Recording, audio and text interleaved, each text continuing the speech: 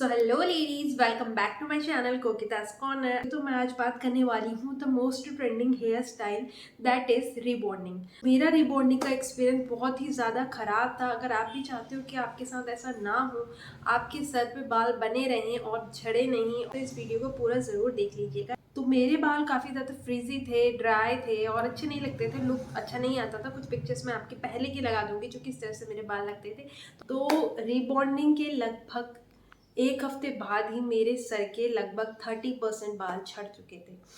तो ये तो मेरे साथ बहुत ज़्यादा डिजास्टर रहा। तो वो लोग बोलते हैं कि 3 दिन तक आपको बालों वॉश नहीं करने हैं, रबर बैंड नहीं लगाना है, बालों को स्ट्रेट रखना है, सोते समय भी बालों को भी बेड से नीचे लटका के सोना है ताकि आपके बालों में कोई भी वेव ना आए। तो मैंने भी सेम किया और थर्ड डे मैं वहाँ पे बाल धुलवाने के लिए गई।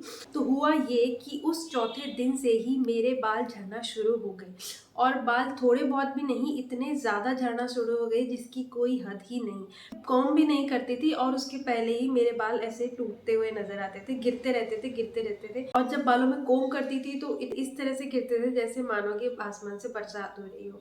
तो सेकंड थिंग मेरे साथ हुई कि उन्होंने मेरे बालों के बॉन्ड अच्छे से तोड़े ही नहीं थे, क्योंकि मेरे बाल बहुत ज़्यादा मोटे हैं और उन्होंने मेरा बॉन्ड ऐसे अच्छे से चेक नहीं किया और मेरे बॉन्ड बालों के टूटे नहीं थे और उन्होंने उसी पे ही स्ट्रेटनर और वो जो बाकी सारी प्रोसेस करते हैं वो कर दी।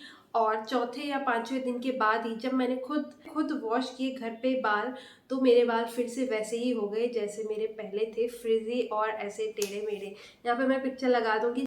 तो मेरे साथ इतना बुरा एक्सपीरियंस रहा। फर्स्ट, चलो मैंने सुना था कि बाल झड़ जाते हैं, इट्स ओके, बट सेकंड, बाल झड़ना तो मैं एक्सेप्ट कर लूँ, लेकिन सेकेंड थिंग, मेरे बाल स्ट्रेट ही नहीं थे। ऐसा ही नहीं है कि मैंने कोई छोटे मोटे पार्लर में जाके करवा लिया। हल्द्वानी की एक काफ़ी ज़्यादा मशहूर सो कॉल्ड सैलून से मैंने ये करवाया था। कुछ सर्च करा कि आखिर ऐसा हुआ क्यों, मेरे बाल इतने ज़्यादा क्यों झड़ने लगे। अमीनो एसिड नाम का वो एक केमिकल होता है जिससे बालों में लगाया जाता है और उससे बालों का बॉन्ड टूटता है।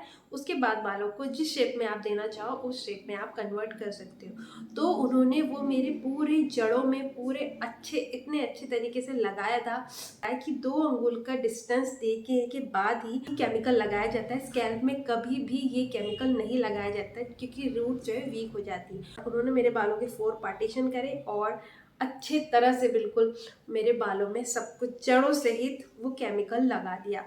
और मुझे उसको लगाने के बाद इतनी जलन हुई, मैंने उनको 5-6 बार बोला भी कि मेरे स्कैल्प में जो जलन हो रही है, इरिटेशन हो रही है, बट उन्होंने बोला कि इतना तो होगा ही क्योंकि आपको केमिकल लगाया है। बाद वो मेरा बार बार बॉन्ड चेक कर रहे थे कि हुआ है कि नहीं। मेरा लगभग 45 मिनट के बाद भी बॉन्ड शायद नहीं टूटा था। तो उन्होंने चेक किया और मेरा हेड वॉश कर दिया और मुझे कोई आइडिया नहीं था कि किस तरीके से ये लोग क्या कर रहे हैं। तो मैंने भी हेड वॉश करवाया। उसके बाद उन्होंने सेकेंड प्रोसेस शुरू करी। उन्होंने बाल वॉश किए, हेयर ड्राई किए, उसके बाद स्ट्रेटनिंग कर दी। स्ट्रेटनिंग करने के बाद भी एट लास्ट शायद वो कोई मास्क लगाते हैं। मुझे बाद में पता चला कि उस मास्क को भी आप अपने उस स्कैल्प में बिल्कुल नहीं लगाना होता है। तो उन्होंने जो मेरा मास्क लगाया वो भी मेरे जड़ों से होते हुए लगाया और उस शायद 15-20 मिनट तक वो मास्क रहा होगा। उसके बाद उन्होंने मेरा हेड वॉश किया। उसके बाद भी मेरे बाल स्ट्रेट नहीं हुए थे, फिर उन्होंने मेरे बालों में स्ट्रेटनर लगाया। इस तरह से मेरा इतना ज़्यादा हेयर लॉस हुआ, मैं आपको दिखा दूंगी।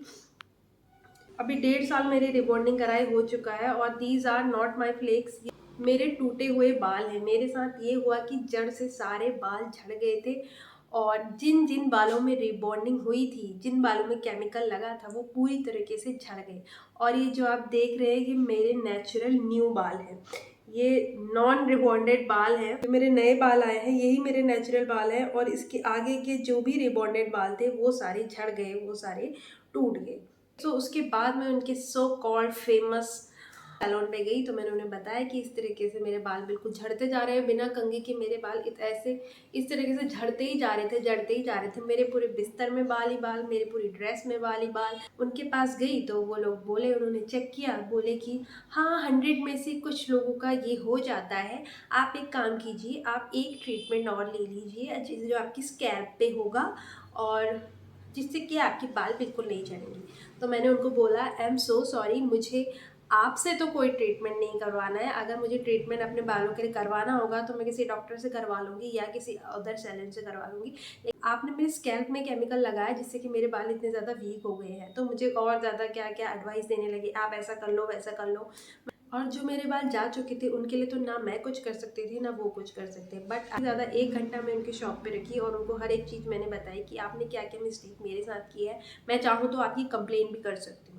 उनका रिप्लाई ये था कि हम तो अपने सारे कस्टमर का इसी तरीके से करते हैं, अगर आपके साथ ऐसा कुछ हो गया तो इसमें हम कुछ नहीं कर सकते। जो मेरे साथ हो चुका था उसके बाद मैंने अपनी हेयर केयर लेना शुरू किया।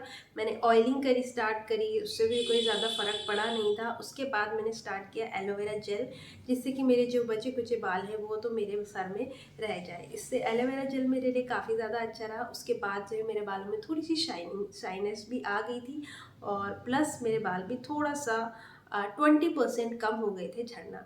तो आप देख सकते हैं इस तरीके से कोई भी उतने ज़्यादा स्ट्रेट मेरे बाल नहीं हैं जितने होने चाहिए थे। और तो ये एडवाइस देना चाहूँगी, जब भी आप रिबॉन्डिंग, केराटिन या कोई भी स्मूथनिंग ट्रीटमेंट करवाते हैं तो आप कभी भी अपने स्कैल्प पे मत लगवाएगा। मुझे इसकी बिल्कुल भी नॉलेज नहीं थी, लेकिन अब मुझे कोई गिल्ट नहीं है क्योंकि इंसान गलतियों से ही सीखता है। और मैं इस एबल हो पाई कि मैं आप लोगों के साथ ये शेयर कर सकी कि जो मेरे साथ हुआ वो आपके साथ ना हो।